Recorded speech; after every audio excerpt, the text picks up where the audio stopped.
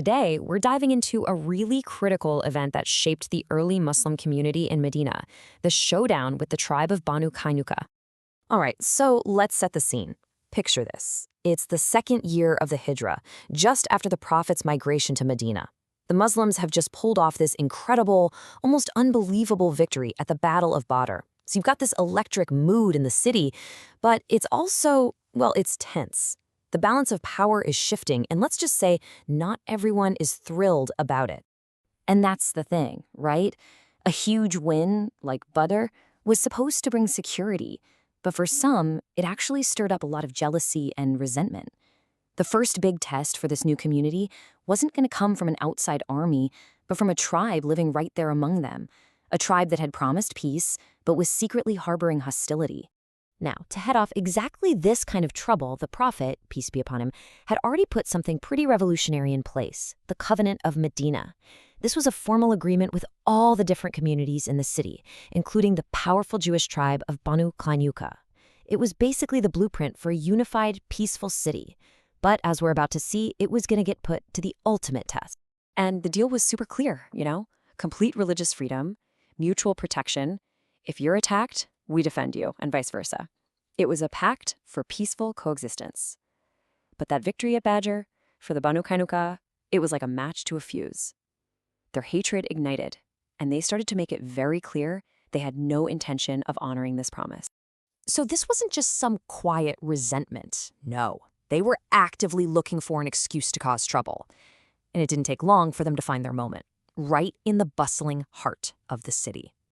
And the spark that lit the whole thing on fire, it happened, as it so often does, in a very public place.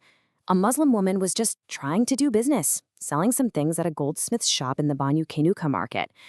While she's sitting there, the goldsmith and his friends start harassing her, trying to get her to unveil her face. She refuses, of course. So the goldsmith does something incredibly sneaky and vile.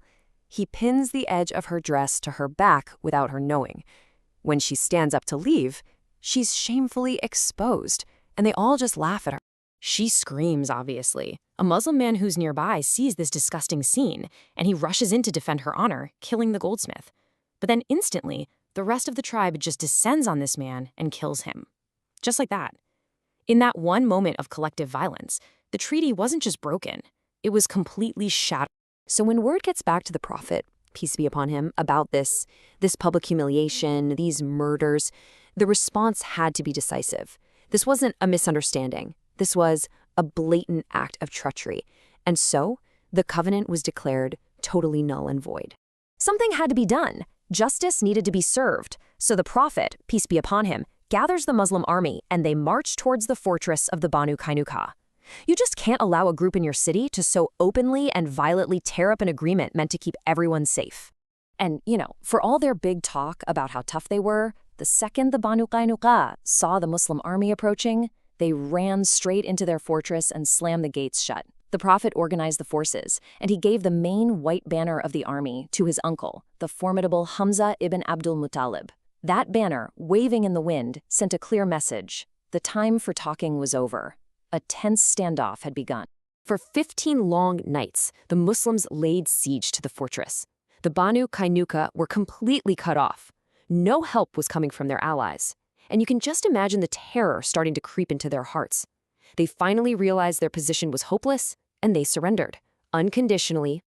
And this whole confrontation was a powerful lesson, wasn't it? It hammered home the same message from the victory at Badr. It's not about how many soldiers you have or how great your weapons are. Victory comes from God.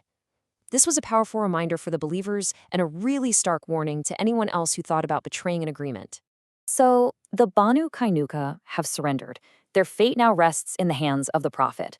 But this is where the story takes a fascinating turn, because this moment exposes a deep fracture right inside the Muslim community itself. It became a question of what matters more, your old tribal loyalties or your new bond of faith. And you see this conflict play out perfectly in two men. First, you have Abdullah ibn Ubai, a guy still clinging to his old political alliances. He actually confronts the Prophet, physically grabs his armor, and demands mercy for his allies. Then you have Ubaadah ibn As-Saamit. Now get this, he had the exact same alliance with the Banu Qainuqaa. But his choice? He publicly declares his loyalty is to God and his messenger alone, renouncing any connection to these treaty breakers. It was because of these two totally opposite actions, one man desperately clinging to the past, the other decisively turning to the future, that this powerful verse was revealed. It drew a clear line in the sand. It taught the believers that their ultimate allegiance, their truest friendship and protection, must lie with God and the community of faith, not with those who break their word. You know, the Prophet, peace be upon him, was visibly angered by Ibn Ubai's disrespect. But in his great wisdom, he still heard him out. He ultimately agreed to his plea to spare their lives. But that didn't mean their treachery would go unpunished. So the final verdict was exile. The Prophet decreed that they had to leave Medina. All their weapons and armor were to be left behind as spoils for the community. And in this just incredible symbolic moment, the person put in charge of overseeing their departure was none other than Ubaadah ibn As-Saamit, the very man who had so clearly chosen his faith over his old allies. So what are the big takeaways from all this? Well, this whole episode was about so much more than just punishing one tribe. It was about establishing the core principles of the new state.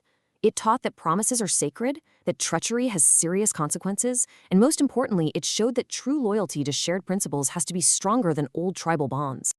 And really, that's the ultimate lesson here. The whole situation with the Banu Qainuqaa was a test of loyalty for everyone involved, and it served to purify the city of Medina. It sent an unmistakable message that this new society wouldn't be built on shifting alliances or old bloodlines, but on something much stronger, an unwavering commitment to faith, justice, and the security of everyone.